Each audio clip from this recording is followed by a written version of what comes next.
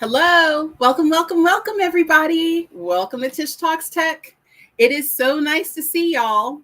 And you know what? It's been a while, hasn't it? But here we are back again, all of us together sharing some wonderful moments in this wonderful time. And I have with me a fellow IBM champion.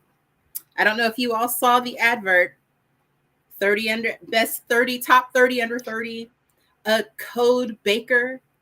That's what I'm calling you. Let's see, just almost like a wizard, if you will. And I absolutely love it. Let me introduce y'all to Niall Ashley. Niall Ashley. Thank you. Hey, Niall. Hi. I'm flattery. I'm honored. It is such a privilege to have you on. And I just cannot believe that we've waited this long, but you know, everything in its time, right? And it's so nice to see you again. And you know, again, fellow IBM champion, amazing technologist. Your documentation is exquisite. I've seen it with my own eyes. We've talked about it. There's just almost nothing that you can't do. And it's so impressive. And I'm so happy that you accepted to come on. Let me just start there. The Go ahead. all mine.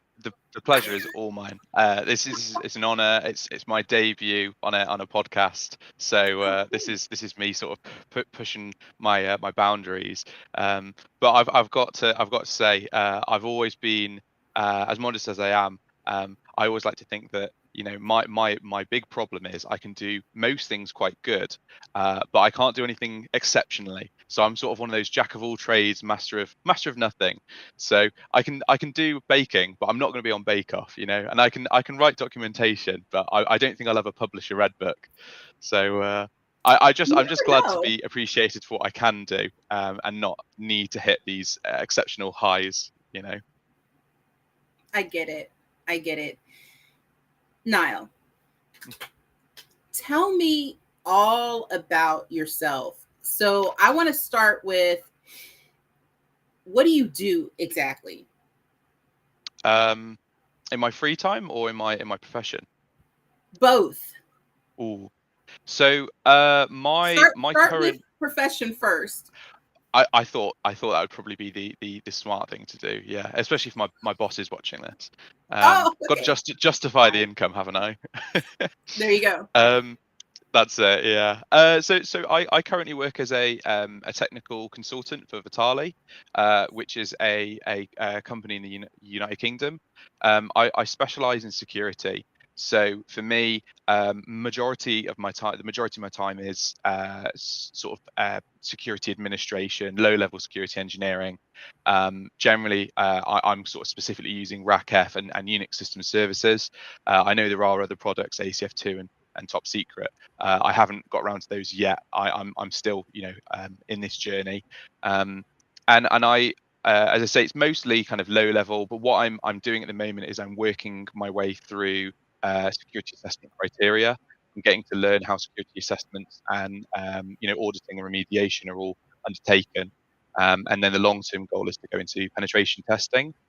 So I have quite a clear kind of pathway as a technical consultant, which is obviously fantastic. It gives me a real kind of a nice structure to my progression. But I actually also love teaching, and I love sort of education, as you've mentioned. I spend a lot of time on documentation, so that might be something that I spend more time on in the future. We'll see. I don't want to get ahead of myself, but that would be quite nice. Then obviously finish work. You know, we do the 9 to 5, as Dolly Parton, you know, sings. I spend most of my evenings kind of doing one of a few kind of pastimes. Generally Wednesdays I read a lot of comic books. They will get released around Wednesday, and then I just end up reading those. DC and Marvel. I'm you know, I don't pick and choose. I've got no favourites. You know, I'm a very I'm lacking in bias. I just love appreciating things. Right. And then I do on Mondays. I do Mondays, Wednesday evenings, and most Sundays I do Dungeons and Dragons. I host one campaign and I partake in others. So that's something I really enjoy. I spend a lot of time playing video games. Generally, just to kind of unwind and kind of have that escapism, fantasy. And then I try to find time to sort of practice some self-care and also spend some quality time with my partner. And so sometimes that'll be like watching a film together, or we cook together. So it's nice little kind of cute pastimes like that. So I'm quite a nerd, which I know it's not a slur to me. I appreciate my what I'm good at. And thankfully she appreciates me too. And I just find that I've got my hobbies and I'm happy with them, even though they're maybe not as stereotypically masculine or normal for blokes of my age. Doesn't matter to me. They're what I enjoy. I love it. You do what you can, you do what you enjoy, and I think that's the most important part, because you have to do stuff that makes you smile, right? Yeah. There's no need to just walk around and be like, oh, I better do this because everybody else is doing it. Then that doesn't make you unique at all. And if you aren't smiling by the end of the day, then what was it all for? You've earned this money, you've put in the time and effort, but if you can't find a reason to smile, it's you've got to have that in life. You've got to have the little vices that kind of bring you some happiness. Absolutely. I love it. I'm so glad that you were able to share your piece about you, because folks, you'd be surprised. I hear folks all the time, well, Leticia, don't you do this? And why don't you do that? Well, isn't that what nerds do? I'm like, look, nerds look and act and be in all sorts of fames and fashion.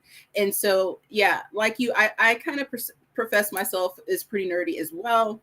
But yeah, do what makes you happy. Everyone, yeah, exactly. And I think everyone in this industry, well, I think we're all nerds. This industry is, I think people might sort of say, oh, I'm not a nerd, I'm just really into motorbikes. I just know how to take a motorbike apart and put it back together, and I know how to, I don't know, clean a cylinder and I don't know. I'm not a motorbike person, as you can tell, but there'll be people making all these comments and saying, I know how to do this, but I'm not a nerd. And I think you are. You're just in a different domain. Mine is rolling Your dice. Your is a little different. Yeah, exactly. And that's good. We've got to have our passions. Yes, absolutely. So, Niall, I know that you started your journey a little bit differently than most people. And when I get folks on the show, my whole thing is I want to make sure that people that are watching this, whether it be right now or a little bit later, they get to understand fully that we all get into our comfort jobs. I'm going to say your comfort zone, in sometimes unconventional ways. And yours is pretty amazing. And I'd love to hear your genesis to where you are now. Do you mind getting into that? Like, where did you start?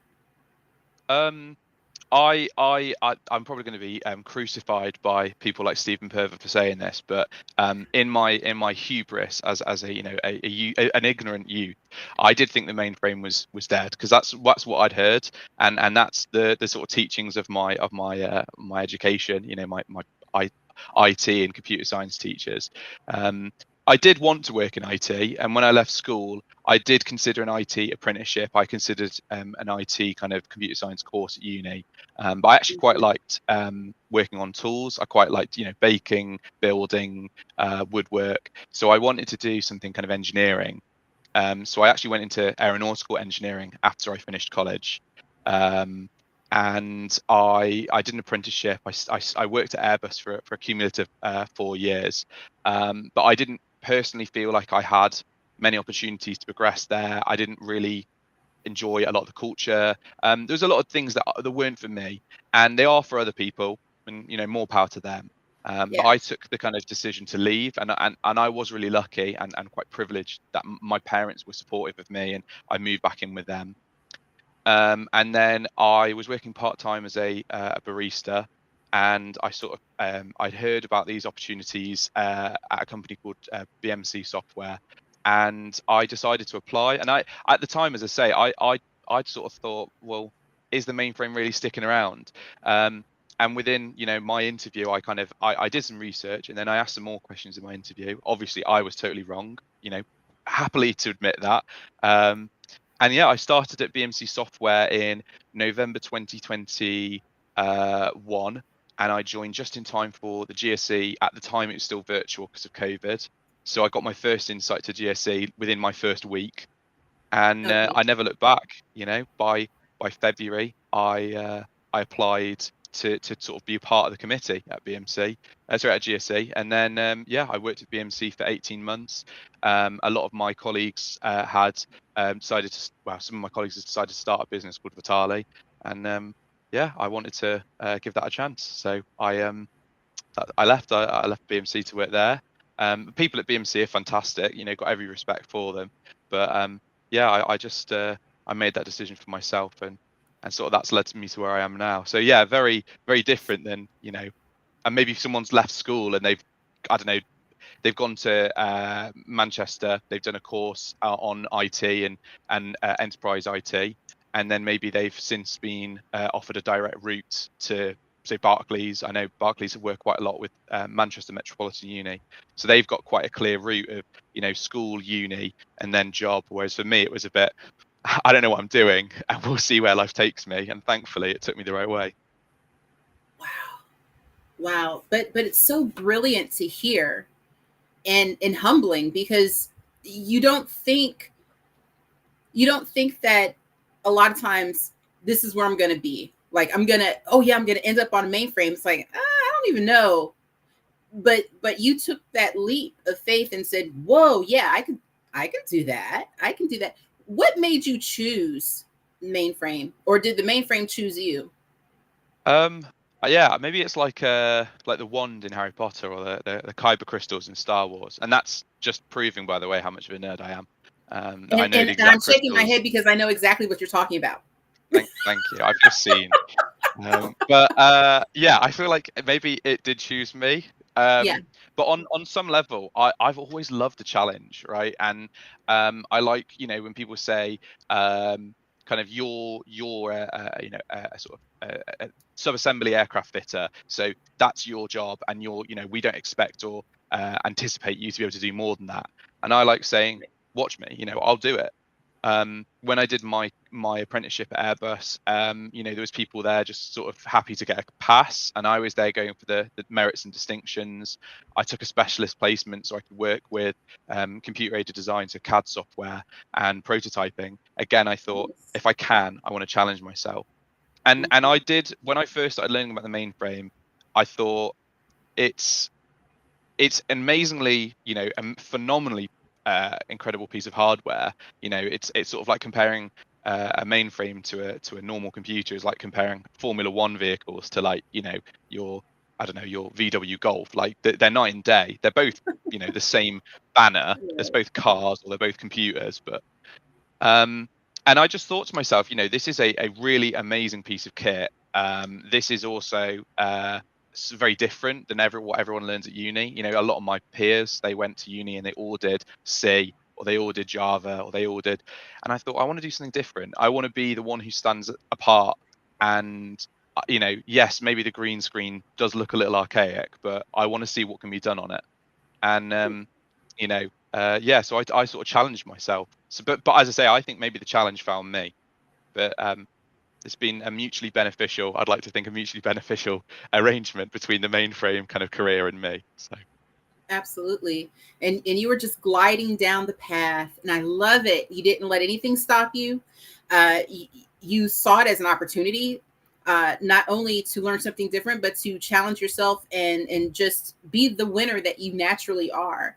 And I think other people that are like you, that are like me, will hear that and take so much motivation from just that one statement that you just said. I think it's very impactful. Good on you. I love it. thank you. I love it.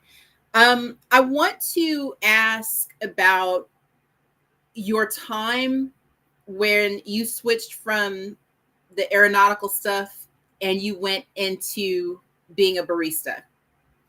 I know, no.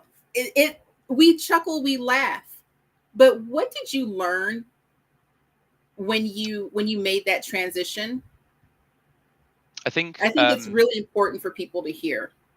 I totally agree. I think it's really important sometimes to. So I used to work in retail, so I've had exposure to sort of your customer sort of oriented, customer facing roles.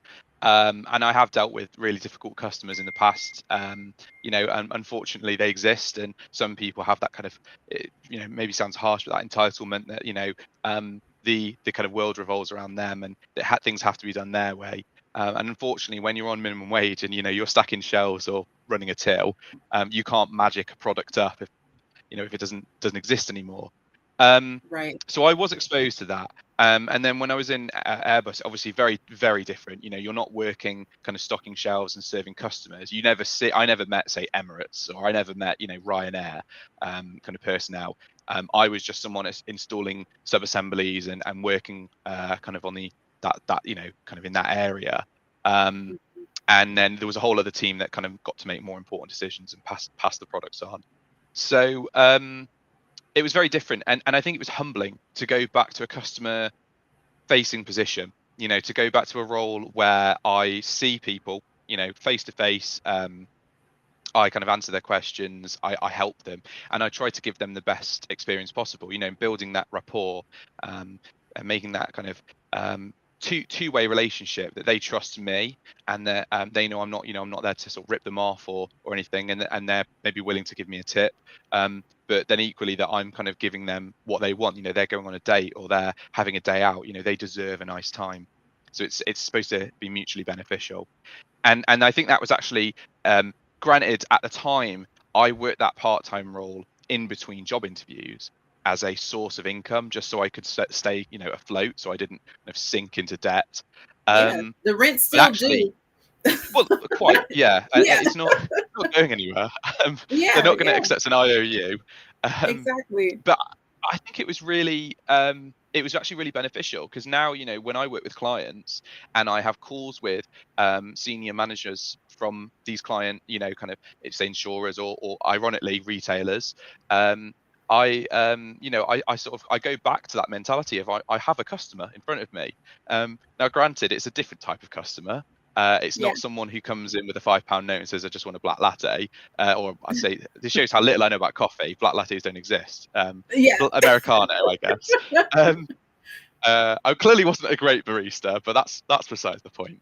But yeah, I guess the important thing for me was I found it so useful and so humbling to go back into a role where I was facing customers, and now to know that I'm using that on a very regular basis, potentially 2 or 3 times a week, I'll have calls with, as I say, managers, senior managers in these clients from these customers, and I think it's been useful, and I think that's something so important, that people sometimes think, this role is beneath me because I've done this and I had to go back down, or I've done this and this is not the same. It's horizontal, but it's not up, so it's beneath me. And I think every opportunity in life, you can learn something, and it can be very useful to sort of say, granted, I feel like I've taken a step back from being an engineer to being a barista, but someone's got to make the coffees and the teas and the serve the food, and at the end of the day, it did teach me something, and I think that's been an important thing. I would pass that on to anyone who's kind of new to Z. Be willing to kind of learn, be willing to take every opportunity as a learning experience, because you don't know how valuable it could be. And for me, that customer service, almost like reinforcement of my customer service skills has been invaluable. It's been, I couldn't put a value on how useful it's been. Absolutely. I really admire how, because when we talked before, you were telling me about being a barista and how, okay, this was really different now, right? It's different what I'm doing, engineering career, and different from, just school. And it can be, because I worked in service as well before I started, it can be very, what's the word? Be overwhelming, especially if you've gone one place and then doing something different. And that's very different. But the cool thing that I loved about your story is how you embraced that customer experience, and how you now can leverage that past experience in what you do right now. It's a transferable skill. And I think that a lot of folks, sometimes we forget that, don't we? And having those transferable skills is so important, especially the soft skills, being able to speak with people. And I think that you do that amazingly well. And your track record speaks for itself. I'd like to. I appreciate that. Oh no, you're so welcome. I mean, it's the truth. And so between there, you went to BMC. Obviously, you enjoyed your time at BMC. Who wouldn't, right? Vastly, yeah. Yeah, and you started in with GSE UK. I want to hear more about that.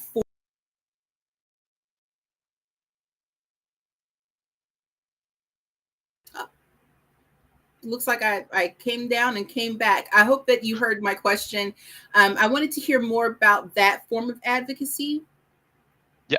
So GSE for me started as a virtual event. I'd heard it was in person, but I had no exposure to that.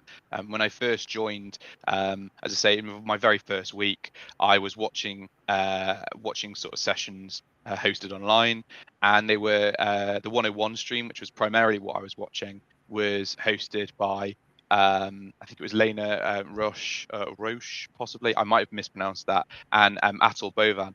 And Lena ended up leaving, and I was speaking to Mark Wilson, obviously infamous in this industry. Absolutely. Famous is the right word, not infamous. Maybe a little, just that much. You know, he knows a little bit about He security. Like that's the security guru right there. I mean, this is it. Amazing Mark's career. a phenomenal, inspiring person, and I value, and I think I probably ought to say this to him, kind of, you know, face to face at some point. But I value the fact that he's always been willing to give opportunities to new young people. Maybe not like, you know, he's not asking me to become the head of the committee, but he's saying, you know, do you want to be a chairperson at, you know, whatever, how old I was, 24 years old maybe. Do you want to do that? And you know, we'll just trust you and ask the right questions, and if you need anything, ask. But you know, you're an adult, and we want to trust you. And he gave me that opportunity, and Atul was so warm and welcoming in kind of inviting me to become a co-chair with him. And I've had a phenomenal time doing that, and I love what we do for the students and the trainees. I love that IBM, you know, new to Z, and GSE UK's 101. They're like a Venn diagram where they're kind of actually just one circle, because they cover so many similar topics. We have the same sort of audience, you know, students and trainees. It's not about age, it's about kind of willingness to learn, and maybe admitting, you know, I'm still kind of new to this. You know, I could be an expert on security, but I'm new to kicks. Or I'm an expert on, I don't know, DBA, DB2 work, but there is areas that I need to learn about, even if soft skills, like you say, might be an area. And my advocacy has mostly been kind of, or it mostly started as organising the event.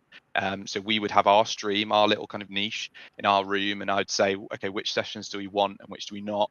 Does this sound too complicated? Maybe we accept this one, but with a caveat that, you know, they talk less about their product and more about the overall kind of architecture of, I don't know, security or something. And then eventually I started to realize, because I'd done public speaking in the past, but maybe it's very rarely, very kind of infrequently. I went out on a limb and I said, you know what, I'd like to apply to talk at GSE's 101. And I think maybe that I don't think there was any bias. I think Atul would have given, you know, if he'd seen that my abstract and my brief was, you know, rubbish, he'd have told me, I'm sorry, but, you know, But no, he again took a chance on me, and yeah, I really enjoyed that, and we got really good feedback, and so I'm hoping to do more of that, to do speaking at other events as well. So I did at the IBM Tech Exchange EMEA in January. I'm hoping to do that again next year, assuming that I submit a good abstract and that they're willing to have me. And I want to talk at GSE's Nordic event, not this year, but next. There's other events. So I recently went to a conference in the UK, which was general security, so not mainframe. But I'd love to talk to them, because I think it's interesting that there's still so many people at this conference who think, oh yeah, the mainframe is dead. And I'd love to walk in and go, actually, let me blow your mind. And that to me is what advocacy is all about. Is it's teaching people, and it's fostering that culture of learning. You don't have to know it all, but you have to be willing to learn and willing to listen and kind of stay humble. That maybe my preconceptions were wrong. But equally, it's I always try to be careful about not belittling anyone. I don't want them to feel like I'm undermining them or treating them like a child. I know that you were probably brought up thinking the mainframe's dead. That's not your fault. But that's the kind of perpetual myth that we're trying to break. And same with security. People think, oh, my system hasn't been hacked, therefore it's safe. I'm like, it hasn't been hacked yet. And if you keep thinking that way, it's potentially you're going to cut corners, because no one's coming after me. And those corners you cut because no one's coming after you is where they end up getting caught out, and you caused a vulnerability that gets exploited. So it's all about, I think, mentality. So that's, to me, the advocacy is all about, as I say, promoting learning, but also a healthy mentality. Mm-hmm. So speaking of that mentality and finding your niche, how did you find yours? Who's to say I have? I think I'm still in my pupa stage. People use the term social butterfly, and I think I'm still a pupa. I'm ready to unleash eventually, but not quite there. I don't know. I think with security, what drew the most intrigue from myself was that it's almost the inverse of engineering, or it's very aligned with engineering. Engineering is all about kind of, you want minimal input and maximum output, so it's efficiency. Put the least effort in and get the most back. So why we use LEDs rather than normal light bulbs, because again they're more efficient. Security is similar in that instead of making something more efficient, you have to think, where is there an inefficiency or a vulnerability, and how might it be exploited, and then how do we fix that? So it's sort of on a similar wavelength, really, or to me, in my brain, it's similar. I look at something and I think it works, sure, but does it work at its optimum? We don't want to create, so with RACF, we don't want to create a profile for every single data set, because that'd be millions. But if we compartmentalize things to a healthy extent, we can stop people from having access to things that they shouldn't have.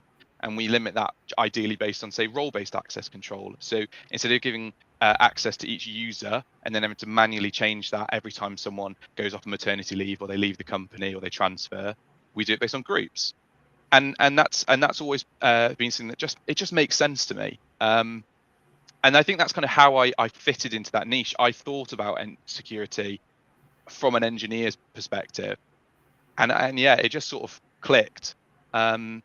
I don't know, maybe storage should have done, maybe systems programming should have done, but I don't know, for some reason, yeah, security was the one that I don't know, I had the most enthusiasm for, and I don't regret it at all. I think it's more bizarre that I found a love for public speaking, but do you know what's, I just, a little tangent, that I think I didn't do much public speaking. I think I'd done maybe 3 times during my entire tenure at Airbus. I left, I started, doing a lot more volunteering, so that helped me grow that confidence. And then I think I became most comfortable with public speaking at about the same time that I became the game master for my D&D campaign, because I think that idea of standing in front of a crowd and presenting, if I can do it in front of my friends who are most likely to critique me and rip into True. me, if I can do it to them, then I can do it to a room full of a lot more professional and a lot more mature adults. So yeah, I think that was something that kind of, I say, I naturally built up that confidence, but that just happened to coincide where I started doing both of them, really at the same time, and happy coincidence, really. So I don't know if I say I found that niche, but maybe I just I took a leap of faith and it paid off, and I'm very grateful it did, because if I'd had a negative experience, like if I'd got heckled, I might not have might not have done so much. True. I know if I would have gotten heckled, I probably would have done the same thing. but that's also natural. And that just shows also that this community is so supportive, because even if I had made mistakes, or even if I had stumbled and murmured or sort of ummed and ahed quite a lot, I know people would have been patient with me, and they would have given me the benefit of the doubt, and they would and that is something that you don't always get. I keep seeing it, and whether that's from yourself or for example 𝗕𝗵𝗵𝗃𝗃, 𝗠𝗏𝗏𝗃𝗃, and I know there's a load of other people, 𝗏𝗏𝗃𝗏, that's so lovely, so supportive, and every time you see their interactions on LinkedIn or on the Discord server, it just reminds me just how friendly this industry is. And as I say, I would have got heckled potentially if I'd done this in any other industry, but the mainframe space is such a safe and comfortable and validating space. Absolutely. I love how you feel. I love how your perception and your experiences have played out, because it's a true testament to what we do on mainframe. It's a true testament to gaining the skills needed in order to be productive in production, right? And people are just so happy to dive in and help other folks. I don't think that you could find that anywhere else, really. And what you're saying, again, true testament to that. I want to know, Niall, how can a person decide, you know what, I want to do something with GSE, I want to do something at Share, I want to do something at Tech Exchange, but I'm scared, right? Again, maybe they're going to heckle me. How do you get over that? How do you become the super person and say, you know what? Yeah, I want to share what I know, even if it's just a little bit. How do you do that as a new person to Z? So I have an ex-colleague who, she's phenomenal, and I know she'll go so far in her career. And I think she'd had similar questions, similar thought processes about presenting. What if I stumble over my words? What if people heckle me, etc. I think what was useful for her and what was validating in terms of proving that this industry is not like that is having attended GSE and watched these sessions, and people, even when the audience do sort of shout out and say, oh, actually I've got an idea or I've got a question, it's always very amicable. There's a lot of kind of supportive discussion. It's like, maybe you've discussed something, I think it could be different, but I'm not having a go at you. I'm not, raining on your parade. And or for example, if I was talking about RACF, and then I said, I don't know what the equivalent of this is in ACF2, someone might pipe up and say it's called this, and that's helpful, because then someone else in the audience who maybe they're aware of ACF2 but not RACF, they get that kind of gap being bridged. They get to say this is the equivalent of that. Right, you're building bridges. So I think exactly, and I think that's the one of the greatest powers of these events, IBM Tech Exchange, Broadcom's Tech Exchange, GSE Share, and so many other events, Mighty Mainframe as well. They are fantastic for networking. You build a real community. And I think, as I say, for this ex-colleague of mine, I think that was useful for her to have attended events in the past and see them, so she could know that it's not going to be so bad, and maybe her concerns weren't weren't unwarranted, because I can understand why she might have felt that way, but maybe she was in her own head, kind of over worrying. I think the next step then is making the kind of decision to apply to present.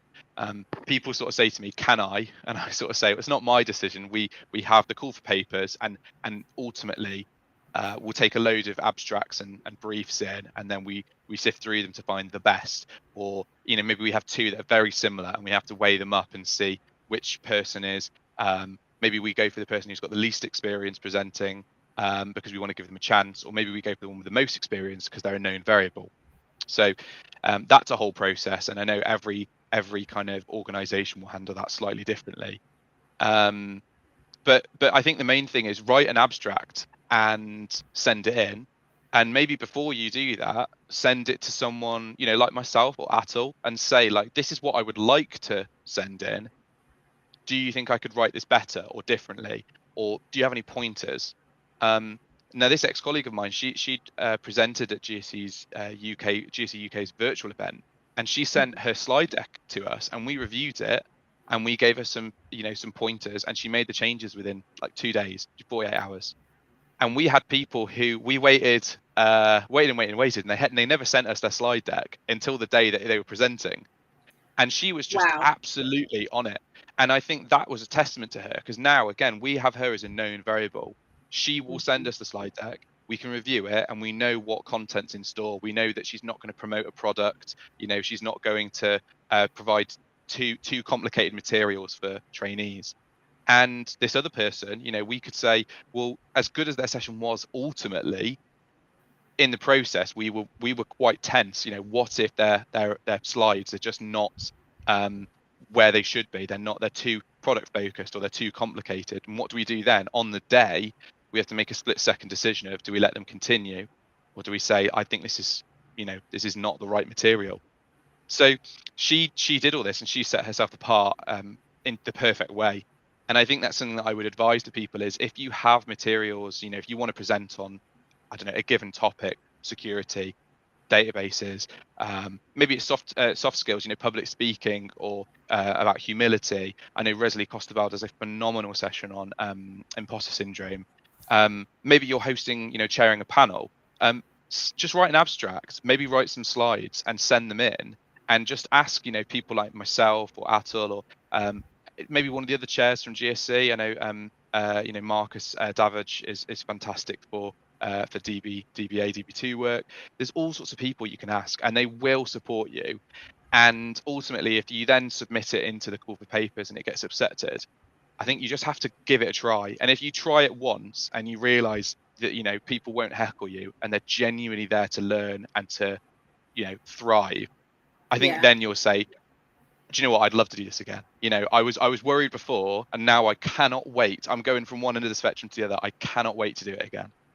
But I think you've got to, at some point, take that, like Indiana Jones in, the Last Crusade. You've got to just walk the path and take that, leap of faith sort of thing. That's what it comes down to.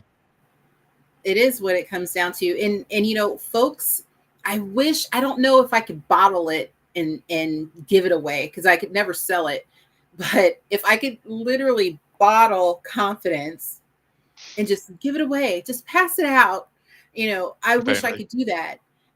Because a lot of times people will shy away from presenting, and they'll shy away from sharing what they know. And I try to help folks to understand, like, when we were talking, it's not about what you know, it's about if you care. And so, what you do with GSC, with your documentation efforts, with all of the advocacy that I see online, that, because, we live pretty far apart. There's a big body of water that separates. but from everything that I see, Niall, you just hit it dead on, and you do it unapologetically. You make this, you create this safe space for people to share what they know and how much they care. And I just want to applaud you for that, because it's rare, right? No, but seriously, let's give you your flowers because it's a big deal. It's a very big deal. I want to touch on just a little bit.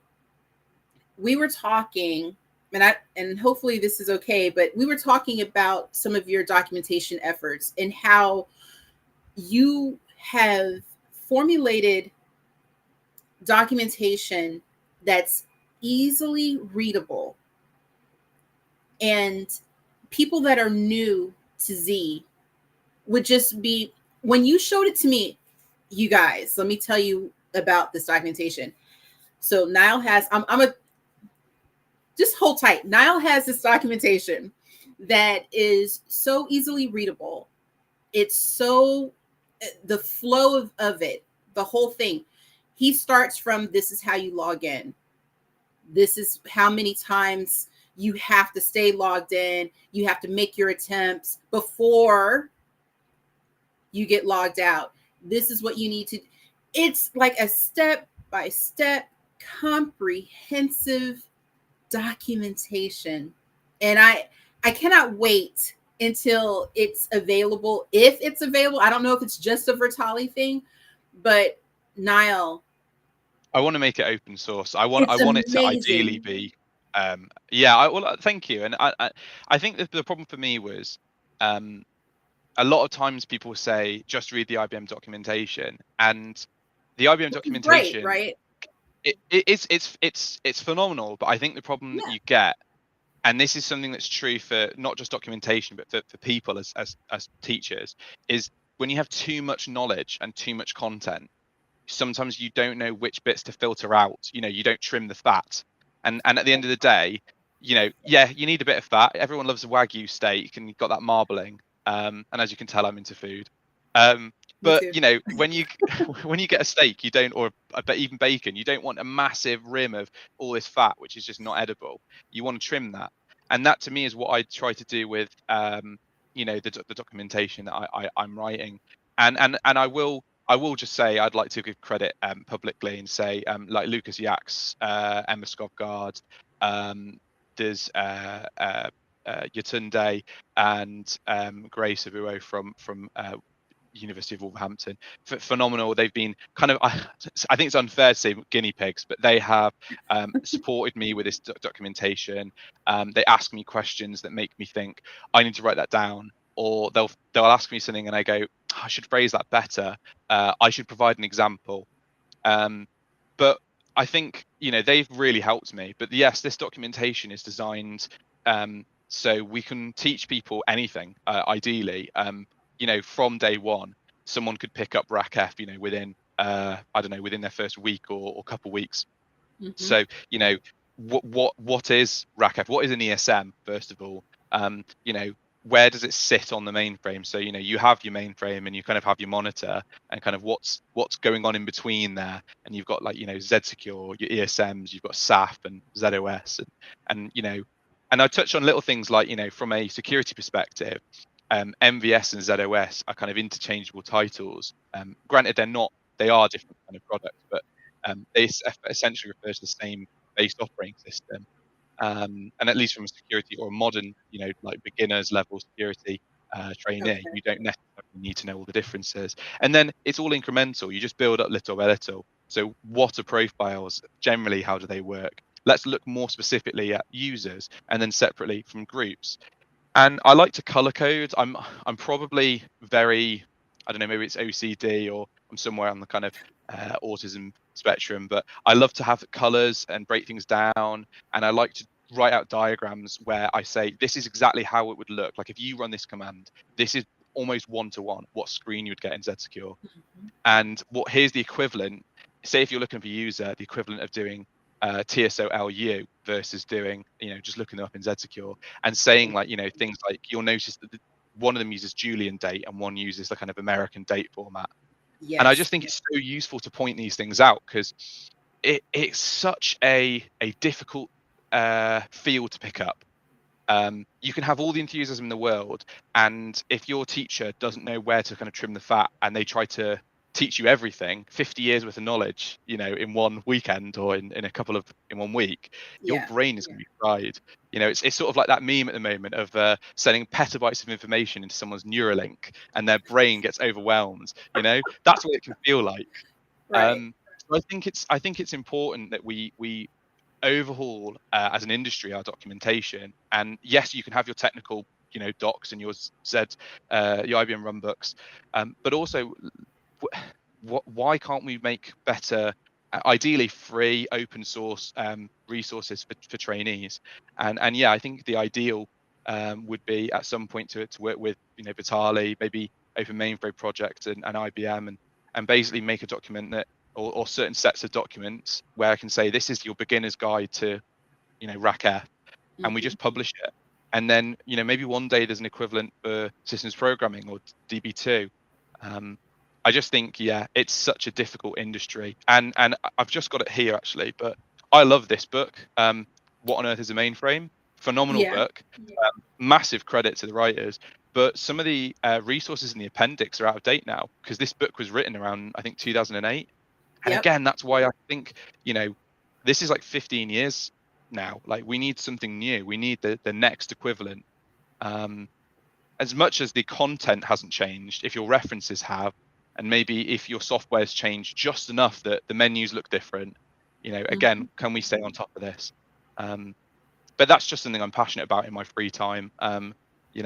Clearly I have too much free time, because otherwise I'd spend it doing more D&D. But I love what I do, and I appreciate, as I say, my kind of guinea pigs, as I say. It's not the nicest expression, but Emma, Lucas, Grace, and Yatunde.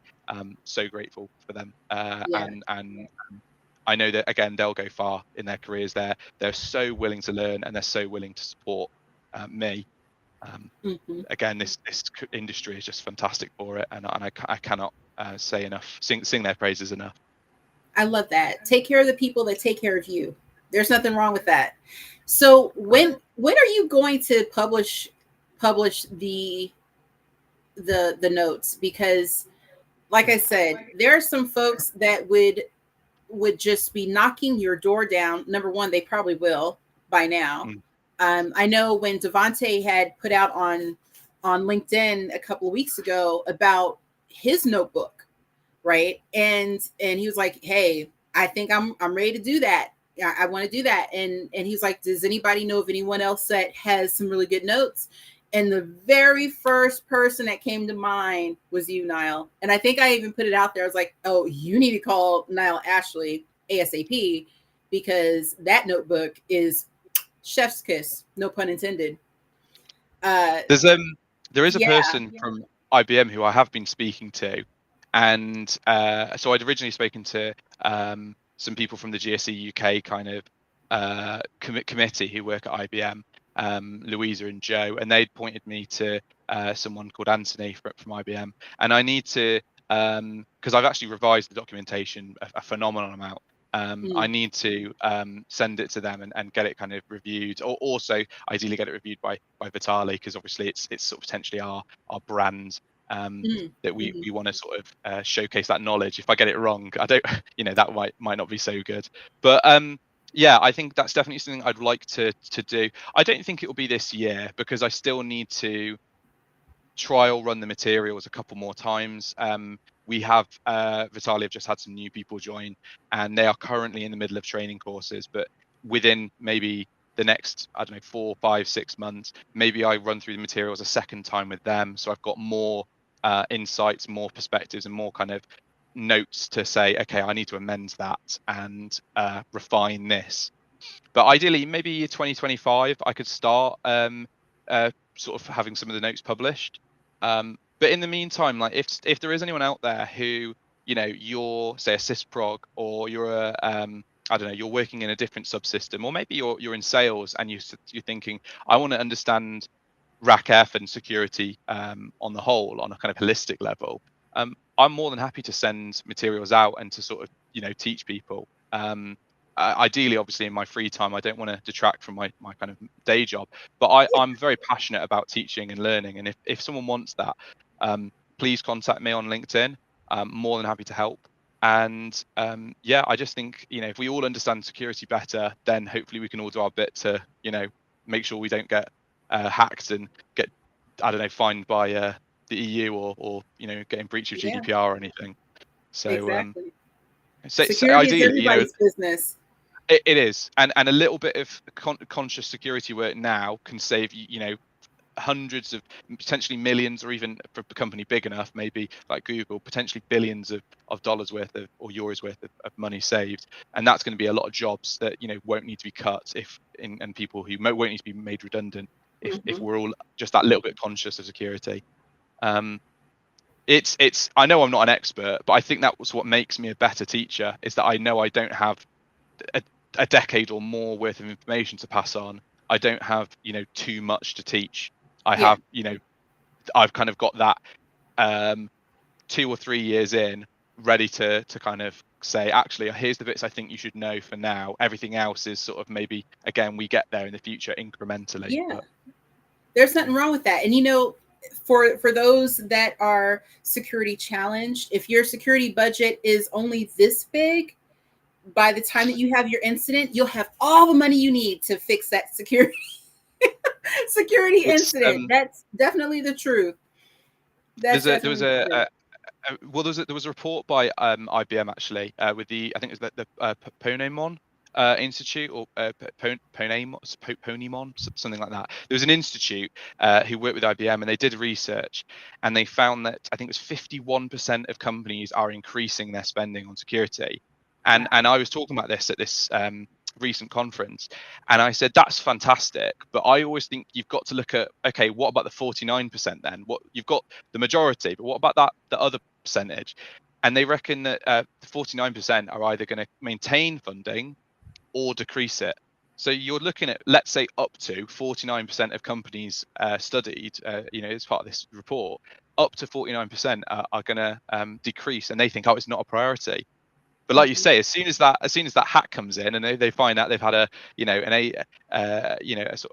hacker kind of in their system for months, stealing all this data, maybe using ransomware or whatever, or a remote access Trojan, at that point there is no limit on how much money we'll spend to make our system secure again. Right. You could have just done it the first time. So that's why I think it's so important that we're all at least a little bit conscious of it now, because we don't want it to get to that point, ideally. Exactly. It's the awareness part and the recognition of what we can do, and doing that, right? So yeah, I like that a lot. We only have a couple minutes left. Can you believe a whole hour is gone? Like, it's gone. It's been fantastic. And we've just been talking. I love it. I love it. Yeah, me too. So you work at 𝗓𝗏𝗧. And for those of y'all that don't know, 𝗓𝗏𝗧 is like, if you want to talk about security, you look it up in the dictionary, and it just says 𝗓𝗏𝗧 right there. Is that about right? I got that right, Niall? It says security that goes to 𝗓𝗏𝗧. Yeah, I think Mark would agree with you. I'm too modest to say yes, but Mark would say no, that's spot on. And that's spot on. that's why he gets the contracts. Yeah, absolutely. So with the time that you've had there, what do you think is the best piece of advice that you've received from anyone? It could be Mark or any of the other superheroes that he has working on his team. What's some of the best piece of advice that you've gotten, that you've received? Yeah, I mean, that's a funny point of comparison, because there are times where, speaking of like Mark and his team being like superheroes, there are times where it feels like I'm the rookie joining the Justice League. I'm joining like the kind of the top dogs. Yeah. And I do feel like I'm more like your street level Spider-Man, rather than your friendly neighborhood guy, rather than your you're the code maker. Galaxy. Well, that's it. I'm good at what I do, but I'm not a galaxy spanning hammer wielding god. So it does. There are times where I feel like, I'm in the major league now. One of the best bits of advice and this is something that you'd alluded to earlier, and I'm really glad that I kind of get the opportunity to go back to that, was you were talking about it's not about kind of what it's about whether you care enough to learn. And Mark and Gary and the kind of the whole team really at 𝗏𝗏𝗏 have always been massive advocates for it's not about aptitude, because you can learn later. It's about attitude. If you don't have the willingness and the enthusiasm and the actual commitment, there's no point in investing in people, because they won't want to learn. If I had the time and the energy, I'm sure, and it would take me a while, granted, I'm sure I could learn the theory of relativity. But it's whether or not you have the willingness to do that. And you can't say Albert Einstein and Stephen Hawking didn't have the willingness to learn. They did, and that's how they learned it. And I think that's the important thing is, I'm not a security expert, and I'd like to think I will be, but maybe not for some time. But I have the willingness to get there. I have that drive to, that's the target, and I'm going to keep working until I get as close to it as possible. That idea of, you can aim for the stars, and if you miss, you might still land on the moon. You still go above and beyond what people might expect of you. And that bit of advice has always stuck with me, because in the right career and with the right team and company, it will always be about your attitude. And people won't judge you based on what you don't know. They'll judge you based on whether you're willing to learn it. But I think that's more of a life advice. I think from a more kind of technical or kind of career advice, and this is something that I've actually been a big advocate for, and I know Mark would attest to this as well, and Leanne and many of my colleagues, Chris Knowles would as well. Just put your hand up and volunteer. Mark likes to voluntold people, so he would usually give them less of a choice. But sometimes that is actually a benefit, because you might not put your name forward, and in the end you have a better experience for having tried it. And you would say, I don't know if I want to try that. And Mark would say, well, we need someone to do it. So look, it's nothing personal. And if you are desperate, we can find someone else. But I'd like to volunteer you. I try to volunteer myself. I think that the reason I'm on this podcast at all, and the reason that, I'm an IBM champion at all, is because I just try. I just put my hand up and I give it a go. And yeah, maybe I'm not always, and maybe that's my imposter syndrome talking, but maybe I'm not always proud of the results. Maybe I think I could have answered that better. I could have been better composed, or I could have had a better script ready. That's probably my imposter syndrome talking. But ultimately, I always try, and I always put my name forward. And that's, I think, why, Shari was so excited to meet me at GSC's UK event in 2023. It's why I know you were looking forward to this, and obviously I was looking forward to this too. And I think that's kind of what sets you apart. Is there's a lot of people who'll sort of say, well, I don't need to do that. It's not part of my salary. It's not on my objectives. I'm not going to get my performance review at the end of the year and they say, but you didn't do TishTalksTech, so sorry, we can't give you a pay rise or a bonus this year. It's not the point. The point is, I'm passionate, and I want to give anything and everything a go. And I don't want to live my life and 30, 40 years from now think, why didn't I do that? I had the perfect opportunity to meet someone amazing, have a lovely conversation with her that leads to like an interview that's recorded, and then I've got something to pass on to my family and my colleagues, and that's kind of immortalized. And that's what this is to me. This is like a legacy, and I'm so grateful to have that opportunity. And I know there's people who might kick themselves thinking, why didn't I just ask? Why didn't I just volunteer? So that's my advice. Just ask, just volunteer yourself. Don't live a life where you regret not doing something when you have the opportunity to do it.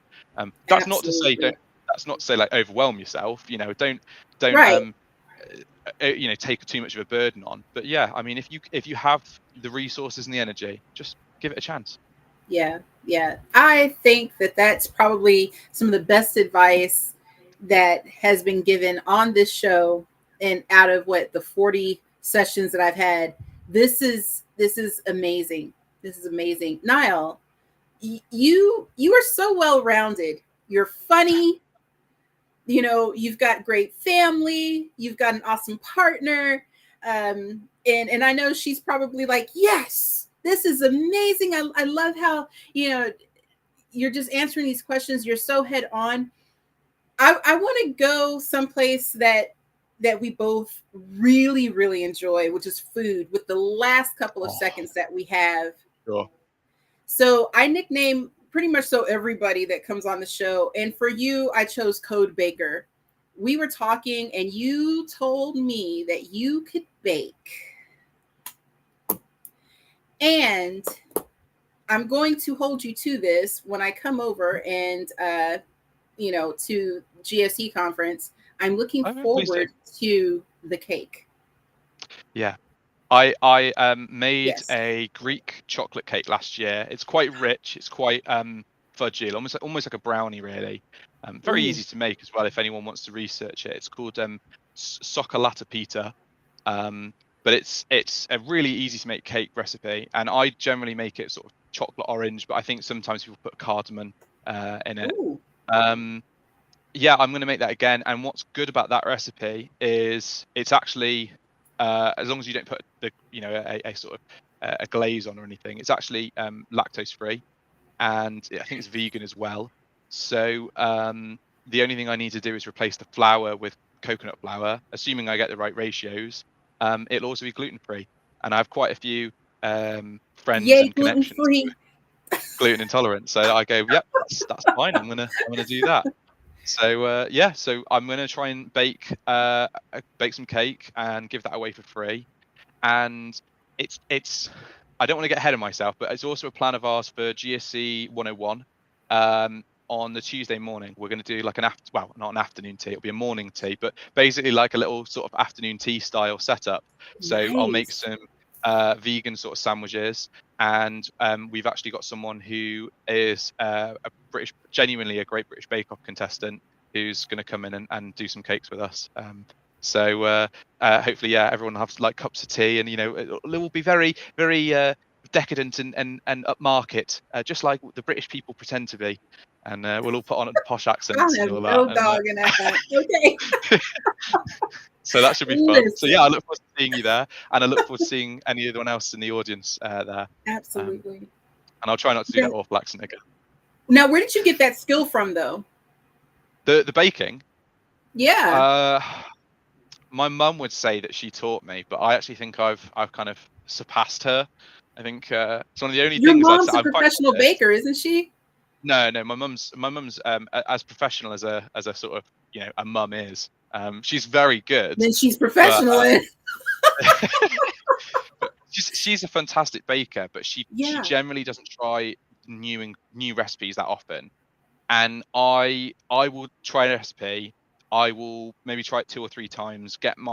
I might say, this is a bit, it's a bit too flat. I want to have more baking powder so it rises, or this one's a bit too, it needs it slightly longer in the oven. Or I'll change the ratios.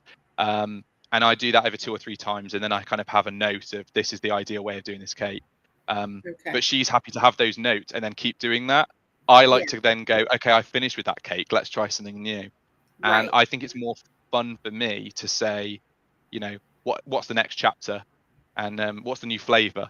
So I say I'll probably do the chocolate orange one this year at GSE, and then maybe next year I'll try something different, and who knows what I'll do. Tray bake, cheesecake, we'll see. Yeah, why not have both? There you go. And my friends, they so know great. me for that. With D&D, sometimes I'll just turn up with like an entire tray of flapjacks and brownies, and they'll say, well, what's this for? What's the celebration? I'm like, I'm just baking. That's it. I just was baking. There's no reason, there's no event, no special occasion. So just something that you love to do. And it's something that my friends love to eat. So everyone prospers, really. Right. It's a win. Niall, you are just a breath of fresh air and so wonderful. I cannot wait until we get to speak again. Do you have anyone that you want to give some shout outs to as we end? Oh, I don't think there's enough time. This community is fantastic. I know I've shouted out, Lionel, Stephen, Reg, Emma, Lucas, Grace, and Yatunde. I'd like to shout out generally Mainframe Society. They're doing a fantastic work as a kind of community group. And I know Al, Rui, Henry, and Angie, they're all some of the nicest people ever.